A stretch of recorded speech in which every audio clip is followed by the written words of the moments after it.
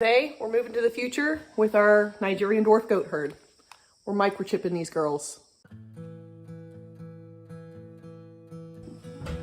Okay, so I'm going to show you how you microchip your goat. Now, it's important to know that you can either microchip them in the base of their tail or at the base of their ear per 840 ISUS. I can't remember what it is. I'll put it up here so you guys can see, and I will link that down in the description below so that you can see what is accepted. I will also link my system that I bought here from Microchip ID. I did get the Hero Advanced Reader, and then you've got your microchip ID. And actually you'll get, however many of these that you order, you're going to get a syringe for each one, and they're already loaded.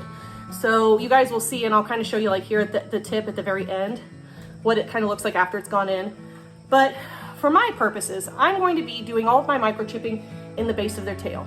Because from what I've read and from my understanding, there's a little less probability that they will migrate at the base of the tail. If you do it at the base of the ear, kind of like where the ear meets the head, like underneath the skin and around the cartilage, it just seems like there's a lot more places for the body to migrate it. So with the tail, I'm like, well, if it migrates it, maybe it'll go towards the tip, or it might even move it down around in this area. I just feel like there's less area for it to migrate. This is totally based off of what I've read and my common sense through this, but in a couple of years, or as the years go by on this channel, we might be able to see how far they do migrate, because I'm sure out of all of our goats, we'll have at least one or two that'll probably have these migrate just a little bit. So I'm going to go ahead and I'm going to prep the site where I'm going to be microchipping her. She's not going to like this. It's going to be a little pinprick, but I'm hoping this will be helpful for you guys. And I've already done 4 of my does, so I feel like I've gotten enough practice where it's not going to be a total rodeo. But this is Merida we're talking about. And Merida used to hate me. Still kind of does. But she's on the milk stand, and I took her to a show, so we're not in that bad of a relationship status. Let's go ahead and get this ready. So before I even start, I'm gonna go ahead and I'm gonna turn on my reader, which you can read, and it says it is ready to go. I'm just gonna take it over here. And you guys can see it read the identification number, which is pretty stinking cool. I'll do that again once I get this microchip inserted in the base of her tail. I've got my alcohol swab. I'm gonna walk around to the other side here. There's gonna be a little bit of a camera shake from that. So what I'm gonna do, I'm gonna pull her tail up like this. And you guys can feel here on the sides of their tails, it's real fleshy. Sometimes goats even get tattoos on this flesh. So I'm just gonna go ahead and wipe it down real good and make sure that's nice and clean when I'm gonna do this. I'm gonna get ready to load it. I'm gonna hold her tail up. I'm sure she's not gonna like it. I'm gonna try to pull the flap over just a little bit, and then I'm gonna put this, just be good, Merida. In, put it in. You guys can see, like at the very end of this tip, there's like this little green stopper, and basically what that does is it's just kind of like behind the chip, so that when the chip enters out through the end of the syringe, this is just a little bit to make sure to push it all the way in. So it's in there now, so I'm gonna go ahead and cover the tip. And I'm gonna go ahead, I'm gonna make sure, so I pointed it away so it says no ID found, and I'm gonna put it towards the area. And there it is, it read. She's officially microchipped. Good job, Merida. So the main reason that I decided that I wanted to go with microchips, I'm still going to be tattooing my girls, don't get me wrong.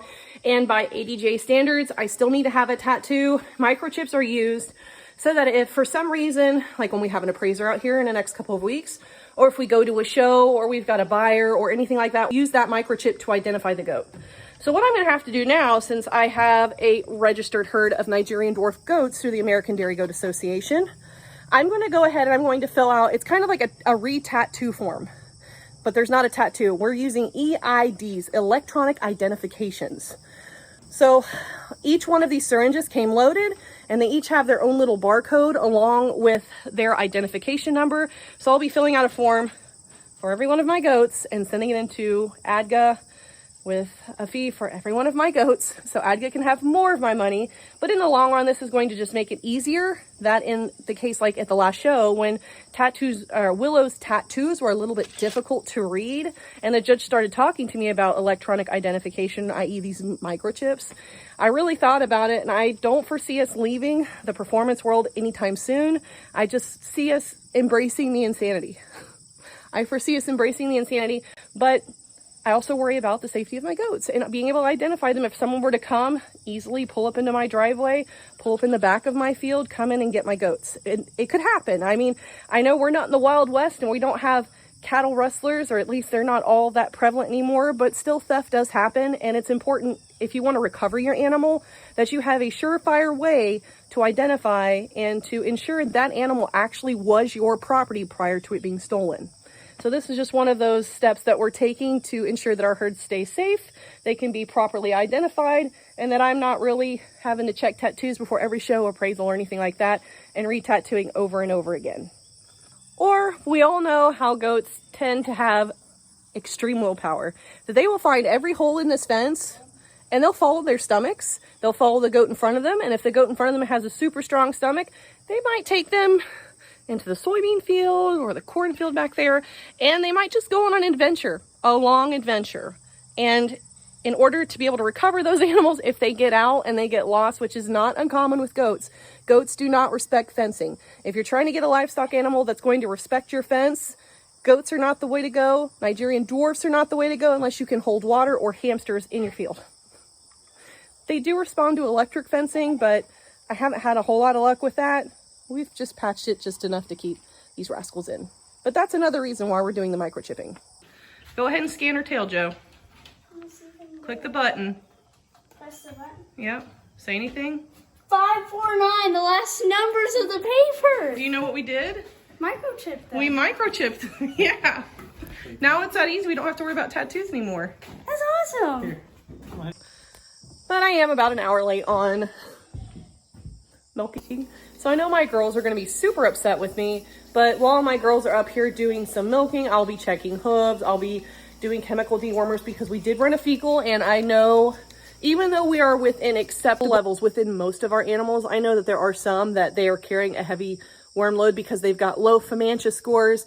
I just noticed in like the last week, because we've just got a ton of rain, that their body condition is just slowly eking down when their nutrition levels are being brought up in preparation for breeding. So for me, that's a signal that I've got something at work in that specific animal, and that means it's probably parasites. And the fecal results are what are going to help you confirm what's going on with your animal and how to best treat it. Because even though you can go to Tractor Supply, or you can go to all these big box stores, farm co-ops, and they have all of these different types of dewormers, almost none of them treat every single worm. Not to mention, chemical resistance is a thing in goats.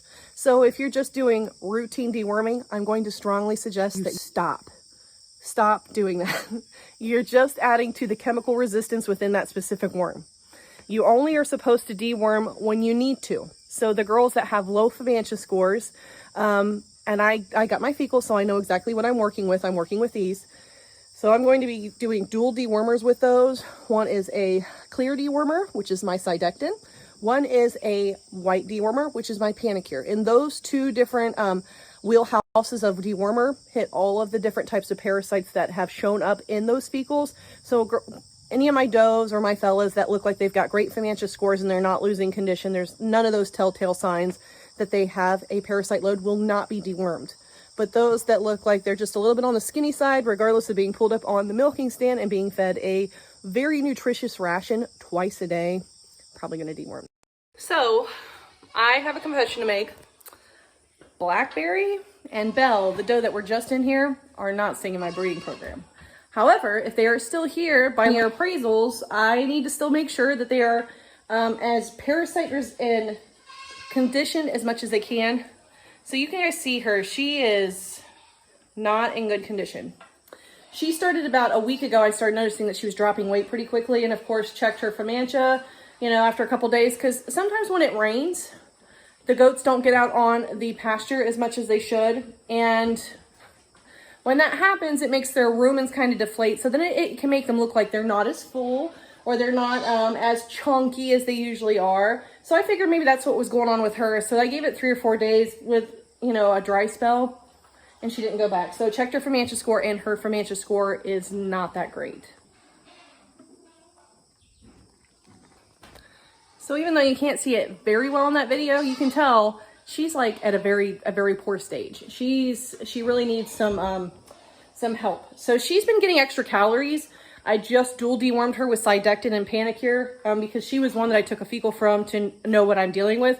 Because if my weakest doe here, my least conditioned doe, is dealing with these at an elevated rate, then it means even my healthy does that still have good Fumantia scores, everything like that, are dealing with the same parasites. So that's why I've decided I'm going to go ahead and, for the ones that look like they're just a little underconditioned, or like they're just not as fat and happy as the other ones are, with the same amount of nutrition given to them, that I'm going to go ahead and I'm going to deworm them. Because in order for their bodies to be in great condition for linear appraisal, and then right after that, at the end of October, we're going to be going into our breeding season. So that's why we're doing this at the beginning of September. Because she's going to need every bit of that time to kind of bounce back and to allow for those parasites to pass through her system and for her to be able to pack on those much needed calories. And she still has triplets with her and she's still letting them eat because she's a fantastic mom. It's just, she's great. I'm keeping all of the daughters that I have from her. It's just, she's not going to stay in my breeding program, but I still need to do my due diligence for the next owner. I need to make sure that she's going to her new home in the best condition that she can, because I don't want to make my problem someone else's problem. Right now, she's my problem. Right now, her condition, her parasite load is my problem. But if she is here for linear appraisals, there's one thing I have to do for her now that she's really going to hate. And it's a lot like something I'm doing with my other does, but a little bit different. So actually, she has to have her tail web tattooed. Because of her paper snafu, when I take her from AGS over to ADGA, they added a Q to her right tail web, and I've never done it. So now I get to tattoo her. You guys can see I've kind of got my tattoo stuff set up like in one of these like little tool things so that all my tattoos are in there. And when I hold it like this, I can see the alphabet and I can see the numbers. I also moved down a size. My old, my old tattooers were the 3/8. So these guys are the next one down. I can't remember what the next one down is, but I have to tattoo her right tail web with the letter Q. Today is the letter Q. So what I'm doing right now is I'm actually loading the letter Q and I'm gonna put it in here. So I'm just gonna kind of slide that down. And this tattooer, and it's gonna be on her right tail web. So I'm trying to place this Q to the far right so that when I'm on her right side, that I can just hit her with like the one letter. Because usually you're tattooing like ears, unless you have La Manches, and then you're tattooing tail webs, and this is nothing new to you. But for Nigerians, I don't have a whole lot of expertise in tattooing tail webs, so she's really going to hate this, but it'll just hurt for just a second. She's not happy with me. I don't blame her. She's like, what are you doing back here? Jane, go get it. You're okay. So my ink applier is just like a little roll-on. Makes it really nice and easy. Just give it a real good squeeze to make sure that those little prongs poke the ink in there. So what I'm going to do now is I'm going to reapply the ink, much to her discomfort. Okay. I'm sorry, I wouldn't like it either. I know people do things back here with bleach, but we're just not part of those people. Now back to your regularly scheduled maintenance with goats prior to breeding and linear appraisals. We're not even halfway. We're not even halfway.